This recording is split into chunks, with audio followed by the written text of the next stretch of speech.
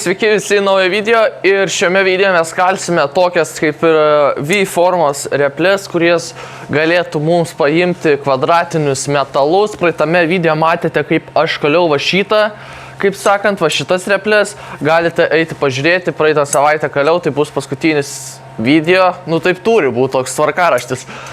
Ir va šios replės galėjo paimti juostas ir neįmanoma išimti. O šios replės galėjo ir dar šios replės galėjo paimti mums apvalų tokį, nes mes padarėm, kaip sakant, tokį įdubimus, irgi neįmanoma išimti. O dabar mums reikia padaryti, kad nebūtų įmanoma išimti kvadrato, pavyzdžiui, va šitą 16 mm įspaudus ir kad nebūtų įmanoma išimti. Tai mes nuo ko pradėsim? Mes pradėsim, aš jau vieną metalą turiu ugnyje, o kitą va čia, kaip pavyzdį. Čia yra 22 cm ilgio, 16x16 mm kvadratas. Ir va štai taip jisai atrodo, nu manau, žinot, kaip atrodo kvadratas. Čia toks metaliukas. Taigi, nuo ko pradėsime, tai tiesiog pradėsime mes išplakti, nes mums reikės vėliau tai biškį su kaltu praskėsti, žodžiu, kad būtų tokia V formos iš abiejų pusių ir tada galės taip kvadratą sujungti. Tai pirmą, mes gal iš pradžių atskiriam, tada tai biškį suplojam, tada toliau taip atskiriam, tada eis ta kniedė, žodžiu, ir tada daugiau ta rankenais. Tai pirmą padarom va čia va atskirimą, žodžiu, čia tą biškį paplaksim ir vėliau pasakysiu, ką toliau darysiu. Replės va taip kažkur turėtų atrodyti, kažkokias tokias. Čia Vytautas kažkada prieš kokius metus su pusę buvo pasidaręs, bet dabar nelabai prisimena, tai tikėkime padarysim tokias pačias geras, kaip ir šitas. Va čia, kaip matote, V formos ir gali įsidėti kvadratas. Na va štai taip, va kažkaip atskirti reikia, tai dabar biškį dar paplaksiu ir tikriausiai skelsime va čia va tą, kaip sakant, kad V formos būtų tas, kaip sakant, metalas. Dabar atsižymėsiu, kur reikės išplakti man, kur eitų ten tas kniedė. Tai dabar atsimatuojam.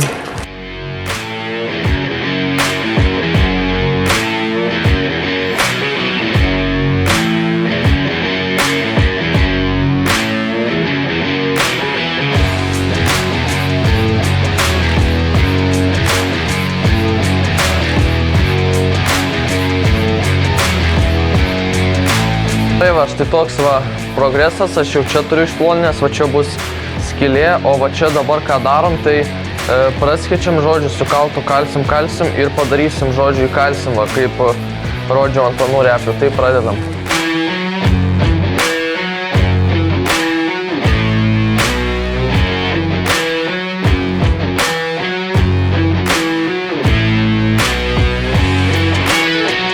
Gerai, mes jau turime padarę tas V formos, tai dabar ką dabar darysime? Aš galvoju, gal pirmą tada gal va štai čia visiškai taip išploninam tą rankeną ir tada vėliau viską čia padarysim. Tai pradedam dabar rankenos ploninimą.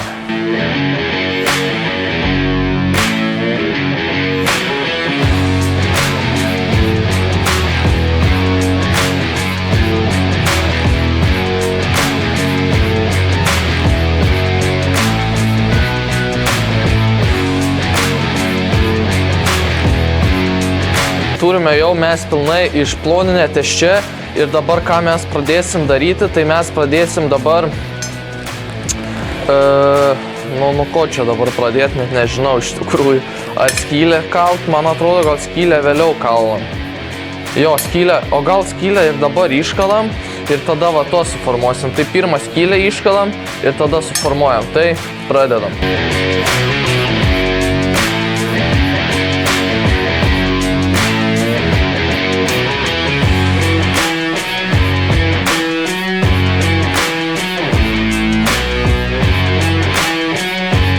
Skylutės jau iškaltos, tai dabar ką suformuojam, dabar suformuojam va tą dalį, taip žodžiu, tai padarysim, nu pamatysit. Sulankstysim ir manau bus gerai. Ir tada vėliau ką toliau darysim, tai su tais V nes dabar matot kažkaip bjauriai atrodo, ne viens taip labiau išsiskėt, mažiau reikia mums tai sutvarkyti. Tai aš manau, kai viską sulankstysim ir kai užkniedysim, aš įdėsiu, pavyzdžiui, kokį 12 mm kvadratą čia ir taip įkaitinęs čia taip aplaks ir toks bus, kaip sakant, kvadratas susidarys iš tų 2V, žodžiu. Nu, suprantat, apie ką aš kalbu, tikiuosi. Tai dabar pradedam su va šito dalim.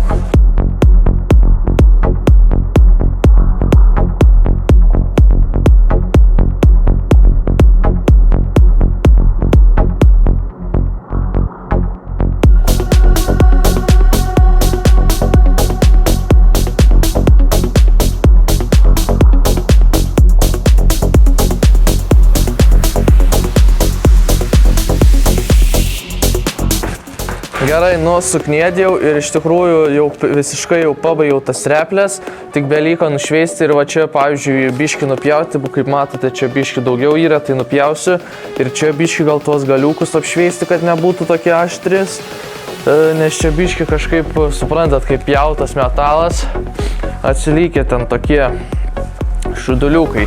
Tai va, tai dabar čia nupjaunu, čia biškį apšveičiu ir nušveičiu su dratiniu šepečiu visą ir bus kaip ir pabaigtas video.